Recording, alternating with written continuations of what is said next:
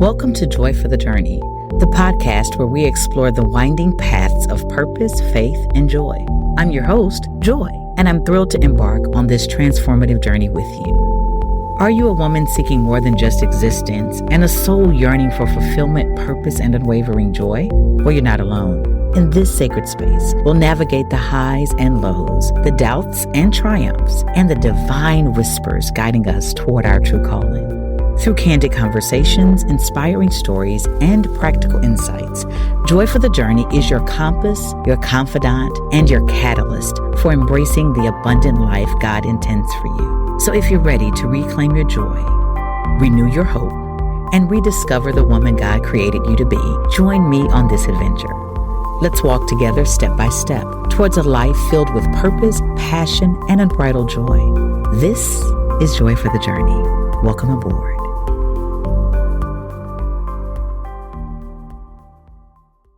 Hey, welcome to Joy for the Journey. I'm Joy Jackson, and I am so excited that you are on this journey with me. It is a beautiful Saturday here, and I am excited to just share this podcast with you today, this episode, because I'm encouraged.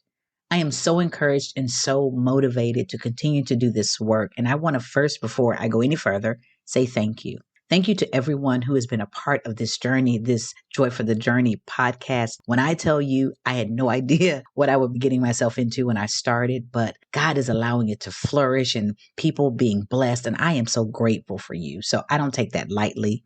And I want to say thank you. And then I want to shout out the brothers who are listening, because I have been told that while this podcast is designed to encourage my sisters, that my brothers are listening too. So I want to thank you all for listening and acknowledge you as well.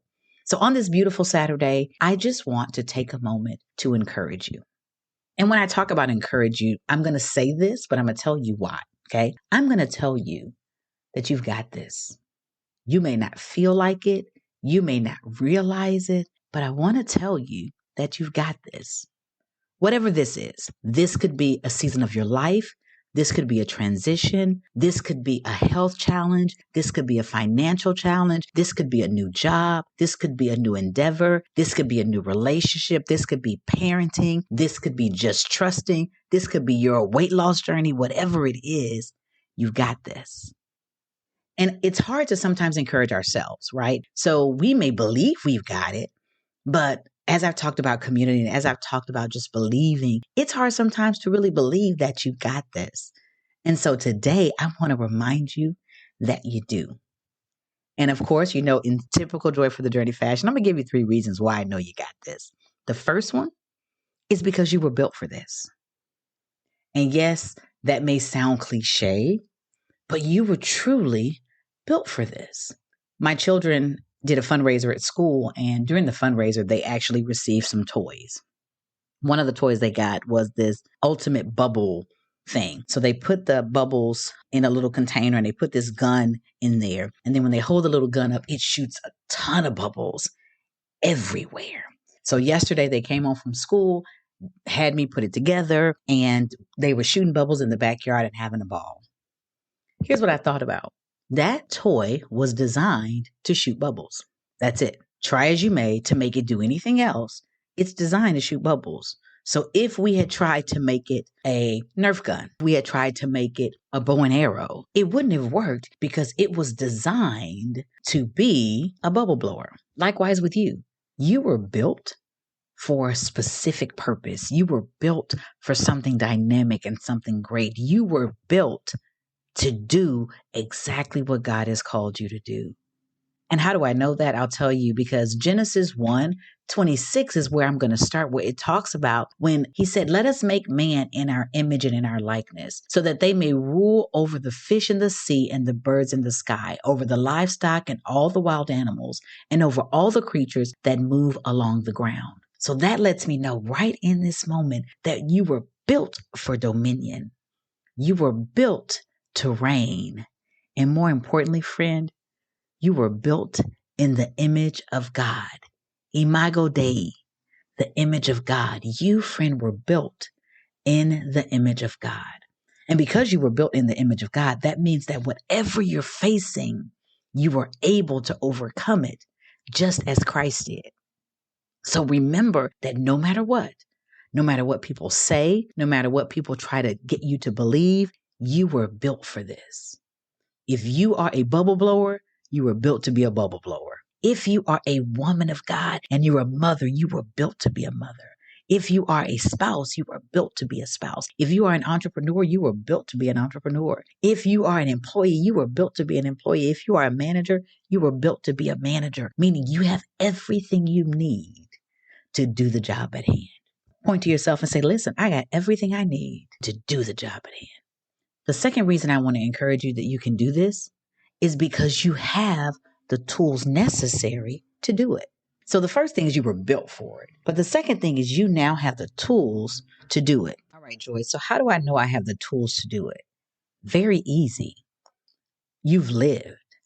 And because you've lived through some things. You lived around some things.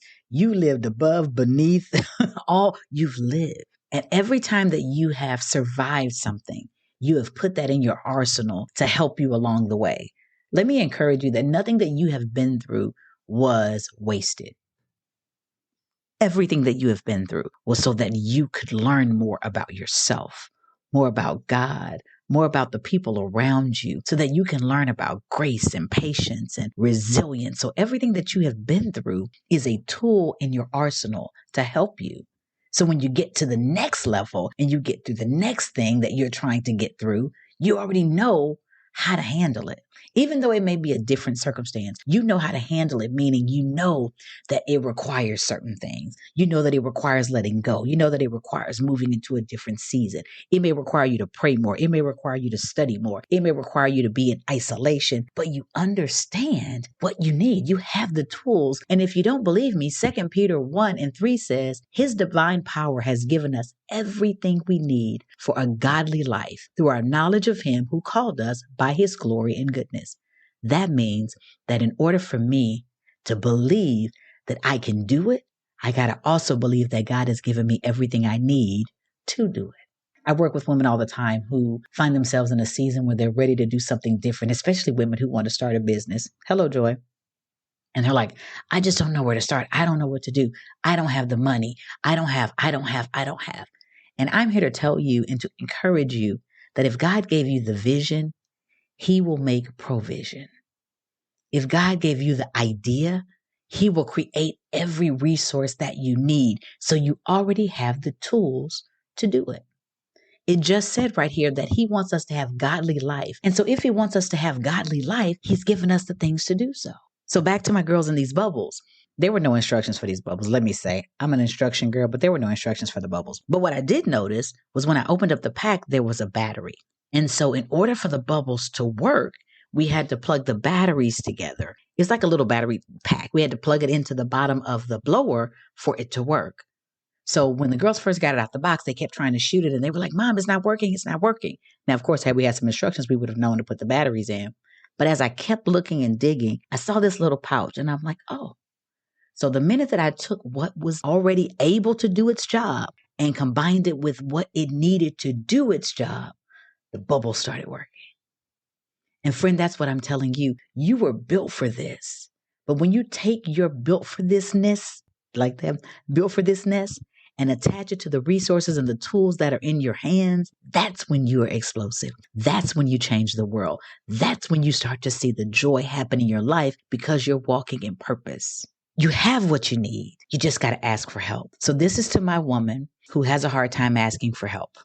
If you never ask for help, you never get help. I was having a conversation with a lady the other day, true story. And we were talking about discouragement. And she asked me, how do you not stay discouraged? And I was just talking to her about encouragement and discouragement. And I told her, I said, I've really been frustrated because I've been looking for a little side gig, make a little extra money, just a way to continue to grow my business, but also just a way to supplement my income. To go from 6 figures down to entrepreneur salary, you understand. So I'm like, I was looking for a way to supplement my income. And I've been applying for jobs all over the place. And every time I apply, nobody hires me. I mean, literally, nobody's hiring me. And I've told you this before. I've got degrees, got all this stuff. And I'm like, why is nobody hiring me? She said to me, why didn't you tell me you were looking for a job? I have a position. Y'all, I almost took off running. The old saying, closed mouths don't get fed. Here's the crazy thing about it. I looked at the position, had seen it before. And I said, this position doesn't really fit me because it has some requirements that I don't know that I can meet just because of my schedule. By the time I finished talking to the lady, y'all, she was flexible. She was like, oh, is that an issue? Is that the problem? That's done. I can take care of that. That's done. So first and foremost, I am giving a full praise report that I am starting on Monday. And I get to work doing the things that I want to do, working with people that I enjoy, and doing work that is meaningful. Tell me what God won't do. But I'm saying all that to say, you got to ask for help. Some of the tools and some of the resources that you need are tied up in other people. You were not created to do this by yourself. And so because you were not created to do this by yourself, look for your network, look for your community, and then ask God to send you to the right people with the right tools and the resources to get the work done. Stop thinking that you are in this by yourself. Because here's the truth. God is sending people to you to bless you. Oh, he is not just allowing you to figure this out on your own. He's already touched the people who were created to bless you in this moment. So you have the tools and resources at your disposal. You just got to connect them. And here is the third reason why you can do this. It's because no one else can do the it but you. No one else can do the this but you. Whatever it is that you are called to do is called to you, and there's no one else that can do it. And people are waiting on you to do it. People's lives are in the balance waiting on you to do it. So you can do it because you have to. Lives will be changed because of you. People will be delivered because of you. People will be educated because of you. People will be healed because of you. Strongholds will be broken because of you. Generational curses will be broken because of you. You are necessary and needed to change the world. And I know that seems huge. I know that's a hard thing to believe, but the world is big. And when I say world, I'm talking about maybe your community. I'm talking about maybe your job. I'm talking about the big world. I'm even talking about your family. If your family is changed because of the work that you do, it was not in vain. So the reason that you have to continue, the reason that you can do this is because there's nobody else that can do it. Back to my girls in the bubbles. Now, there are a lot of bubble blowers out there. I'm sure if I Googled, I would find 253,978,3,200, whatever, bubble blowers. But there's only one rocket bubble blower. And this bubble blower was pink. You could put stickers on it, and it already had the bubbles in it, and it shot bubbles for days. So whereas there may be other bubble blowers out there, for this appointed time, for this fundraising event, this was the bubble blower that my girls got. And what am I saying to you? For this appointed time, in this appointed season, you are what is necessary for whatever it is you are doing. Nobody else can do it. And even if they could do it, they can't do it like you. I will tell you this. When I started this podcast, I was like, I don't know what I'm going to talk about. I don't know how it's going to work. I have heard podcasts and people get on these podcasts and they're super, all these things. And I'm like, Lord, I don't know what to do. But then God reminded me, you are unique. You're joy. There's only one joy in this world. You get on here and you be joy. And if you're joy, you've done exactly what I've called you to do. So the reason I'm encouraging you to continue is because you are you. Nobody else like you. Nobody else can do it. My former pastor used to say, you are a unique, unrepeatable, historical event. Think about that. You are a unique, unrepeatable, historic event.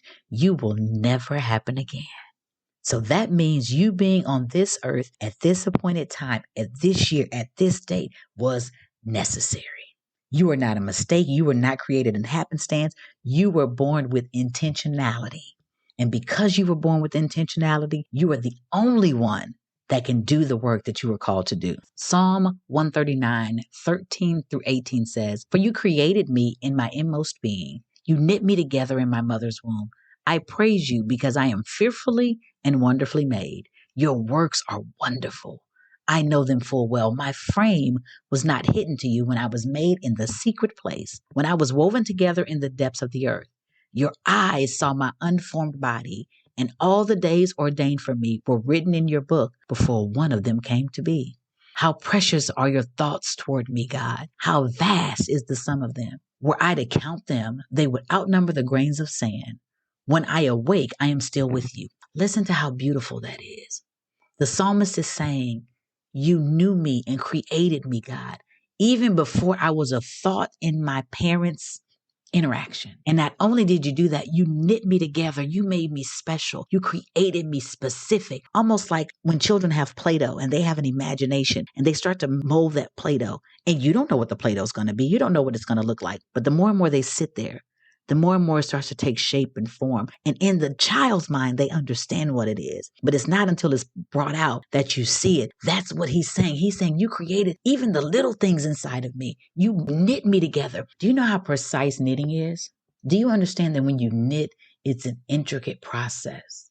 And for most knitters, they find joy in doing it with their hand, their fingers, one stitch at a time. That's how God framed you. And then it says, my frame was not hidden from you, even when I was in the secret place, even when I was in my mama's belly, even when the sperm went to the egg, you knew me and you knew who I was even then. And then your eyes saw my unformed body. That means you saw my spirit. You saw my soul. You saw who I was, God, even before my body became. And even then, every single day of my life was already mapped out. So let me stop here and tell you, another reason why I know you're built for this is because the book has already been written. We don't know what's happening on chapter 2, but God already wrote your chapter 2. And when he wrote your chapter 2, he wrote it with you in mind. He wrote it with your successes in mind. He wrote it even with the failures that you'll have, but he also wrote it with you being victorious. We are more than conquerors. That means that there is nothing that we face that we won't overcome. So your book is already written. And then he says, how precious to me are your thoughts toward me. God has always got you on his mind, always got you on his mind. His thoughts are precious toward you. That means he sees you with the love that he's put inside of you. That means he sees you with the power that he's put inside of you. That means he sees you with the joy he's put inside of you. That means he sees you as the woman he created you to be. That means he sees you as power, as strength, as might, as resilience, as obedience, as all of these things that he created. He sees you as that. And then if he tried to count them, he couldn't. There's so much power and goodness in you, it cannot even be counted.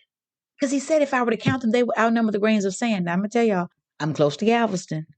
It's a lot of sand down there. I ain't never tried to count it. First, I don't really like to be around sand like that, but I've never tried to count it. That's how much God loves you. And so if you need to be reminded, you got this. You've got this because you were built for this. You've got this because you've got the tools and resources. And you've got this because no one else can do it but you. So I want to encourage you today to stand up straight, put your shoulders back, stick your chest out, hold your head up, and fix your crown because you got this. I'll talk to you soon.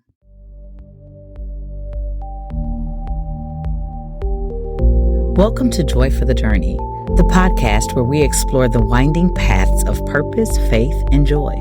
I'm your host, Joy, and I'm thrilled to embark on this transformative journey with you. Are you a woman seeking more than just existence and a soul yearning for fulfillment, purpose, and unwavering joy? Well, you're not alone. In this sacred space, we'll navigate the highs and lows, the doubts and triumphs, and the divine whispers guiding us toward our true calling.